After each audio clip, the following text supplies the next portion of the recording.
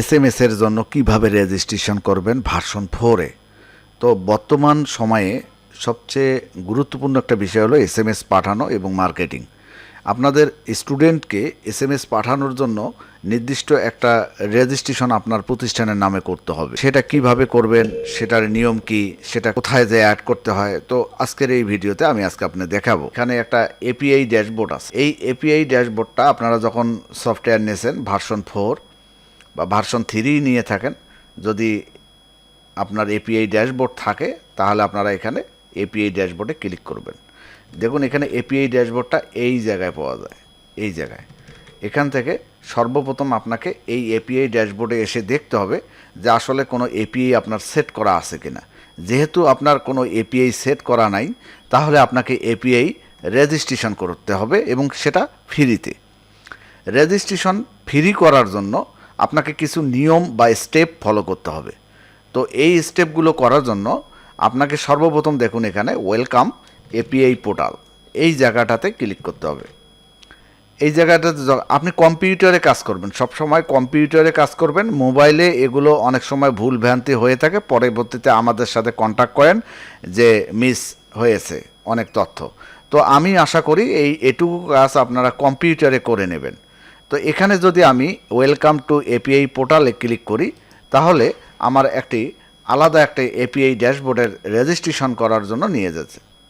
তো আগে থেকে যাদের রেজিস্ট্রেশন আছে তারা লগ ইন করবেন, আর যাদের আগে থেকে রেজিস্ট্রেশন নাই তারা এখানে সাইন আপ যে বাটন আছে এই জায়গায় আপনারা ক্লিক করে রেজিস্ট্রেশন করবেন। তো রেজিস্ট্রেশনের জন্য আপনার হাতের কাছে কি কি দরকার, আপনার প্রতিষ্ঠানটা কি নামে প্রথমে রেজিস্ট্রেশন করছেন, আমাদের কাছ থেকে সফটওয়্যার নেওয়ার সময় যে নাম দিয়েছিলেন সেই নামটা এখানে বসিয়ে দেবেন। For customer ID, customer ID আপনি যে সফটওয়্যার নিয়েছেন আমাদের কাছ থেকে, আপনার নির্দিষ্ট একটা কাস্টমার আইডি কিন্তু তৈরি হয়েছে, সেটা কিন্তু আমাদের কাছ থেকে চেয়ে নিতে হবে।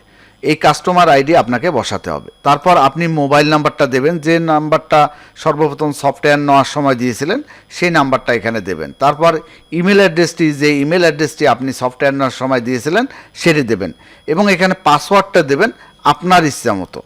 এই পাসওয়ার্ডটা আপনি আপনার মতো করে এখানে দেবেন। যে নাম আমরা সফটওয়্যার নিয়েছি সেই প্রতিষ্ঠানের নাম আমরা এখানে দিলাম।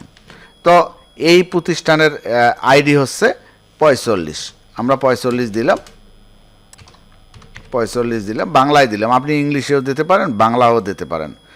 হ্যাঁ, এখানে কাস্টম আইডিটা অবশ্যই ইংরেজিতে দিতে হবে, আমি ইংরেজিতে দিলাম। এরপর দেখুন এখানে মোবাইল নাম্বার, এই প্রতিষ্ঠান সফটওয়্যার নেওয়ার সময় যে মোবাইল নাম্বারটি দিয়েছিল সেই নাম্বারটি আমরা এখানে দিয়ে দিলাম। তারপর ইমেল অ্যাড্রেস এটা আমরা দিয়ে দিলাম, এবং পাসওয়ার্ডটা এখন আমরা যদি দিই 1 2 3 4 5 6, এখানে আপনি আপনার মতো করে পাসওয়ার্ড দিতে পারেন। পাসওয়ার্ডটা অবশ্যই আপনার মতো করে আপনি দিতে পারেন। দিয়ে আমরা এখানে সাইন আপ বাটনে ক্লিক করব। তো সাইন আপ বাটনে ক্লিক করার জন্য দেখুন কাস্টমার আইডি ইনভ্যালিড, এখানে অবশ্যই আমাদের সাথে কন্ট্রাক্ট করতে হবে, কারণ এটা যখনই রেজিস্ট্রেশন করবেন আমরা আপনাদের এই সার্ভিসটি অ্যাড করে দেব। অ্যাড করে দেওয়ার পর আপনাকে এই ফর্মটা পূরণ করতে হবে হোয়াটসঅ্যাপসে, যে এই মেসেজটা আপনি কন্ট্যাক্ট করবেন এবং আপনার প্রতিষ্ঠান যে নামে আপনি হোয়াটসঅ্যাপসে যোগাযোগ করছিলেন সেই নামে আপনি রেজিস্ট্রেশনের জন্য আপনি বলে দেবেন। আইডিটা আপনার ইনভ্যালিড যে কাস্টমার আইডিটা আছে সেটা আমরা অ্যাড করে দেব, তাহলে আপনি এখানে রেজিস্ট্রেশন করতে সক্ষম হবেন। অন্ততপক্ষে বলার 2 থেকে 3 দিনের মধ্যে আমরা এটা সিস্টেম করে দেব, তাহলে আপনি রেজিস্ট্রেশন করতে পারবেন। আপনারা যখন এরকম তথ্য দিয়ে সাবমিট করবেন, যদি ইনভ্যালিড দেখার পর আমাদের সাথে কন্ট্যাক্ট করবেন। কন্ট্যাক্ট করার পর 2 থেকে 3 দিনের মধ্যে কাস্টমার আইডিটি আছে সেটা অ্যাড করে দেব, 2 থেকে 3 দিনের মধ্যে। তো অ্যাড করে দেওয়ার পর আপনারা আবার এই ফর্মটি সাবমিট দেবেন। তো অ্যাড দেওয়ার পর দেখুন এখানে সাবমিট দিলে ফর্মটি কি হয়, দেখুন এখন কিন্তু এখানে পেন্ডিং লিস্টে চলে গেছে। তো পেন্ডিং লিস্টে চলে গেছে, আমরা পেন্ডিং লিস্ট থেকে আবার পুনরায় এটা অ্যাপ্রুভ করে দেব।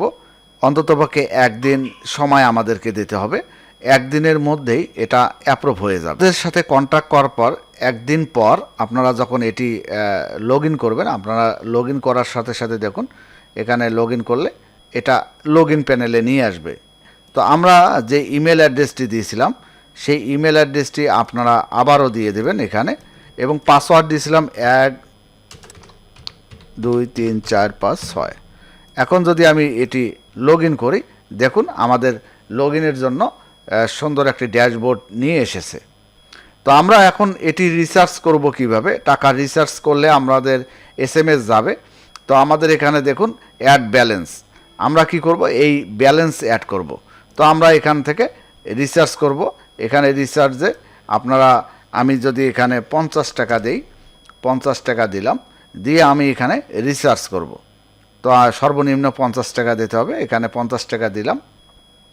তো আপনাদের দেখানোর জন্য আমি সম্পূর্ণ ভিডিও স্টেপ বাই স্টেপ দেখাচ্ছি। এই মুহূর্তে বিকাশের সিস্টেম চলে আসছে। আমরা এখন অ্যাকাউন্ট নাম্বার দেব, যে অ্যাকাউন্টে টাকা আছে, এবং আমাদের পিন কোডটি দেব, মানে আমাদের ওটিপি যেটা মোবাইলে আসবে, আমাদের ওটিপিটি আমরা দিলাম, পিন নাম্বার দিলাম। তো আমরা যে টাকাটা রিসার্চ করলাম সেটার কিন্তু একটা হিস্ট্রি আমাদের কাছে চলে আসছে আমাদের প্যানেলে। তো আমরা এখন দেখব এখানে হোম মেনুতে যদি ক্লিক করি তাহলে আমাদের ব্যালেন্সটা যে লোড করলাম সেটা কিন্তু আমাদের এখানে শো করতেছে।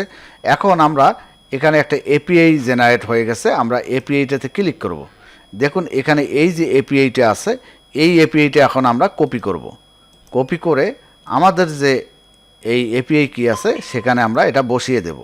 এরপর এখানে দেখুন আর একটা আছে অথরাইজ কি, এই অথরাইজ কিটা আমরা কপি করব এবং এখানে বসিয়ে দেব। এরপর কানেক্ট বাটনে ক্লিক করব। কানেক্ট যদি সঠিকভাবে এপিআইটি কাজ করে তাহলে প্রতিষ্ঠানের তথ্য সহ এখানে সব কিছু শো করবে, এবং দেখুন রিসার্চ চলে আসছে। এরপর আমরা এসএমএস পাঠালে যাবে না, আমাদেরকে এসএমএস পাঠানোর জন্য এখান থেকে সিটিং অপশন, দেখুন সিটিং অপশন থেকে সবার শেষে দেখুন 22 নম্বর যে সিরিয়ালটা আছে এপিআই এসএমএস পারমিশন, এখানে আমরা ক্লিক করব এবং এটা অন করে দিতে হবে। যদি অফ থাকে তাহলে অন করে দিতে হবে। এরপর আমরা যেভাবে এসএমএস পাঠাতে চাই না কেন আমাদের সিস্টেম অনুযায়ী সবগুলো থেকে এসএমএস আমরা পাঠাতে পারবো।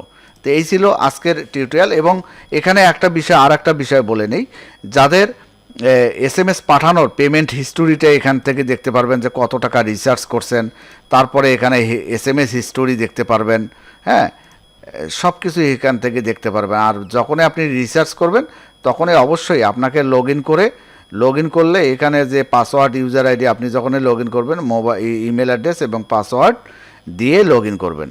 তো ধন্যবাদ সকলকে, ভালো থাকবেন, আল্লাহ হাফেজ।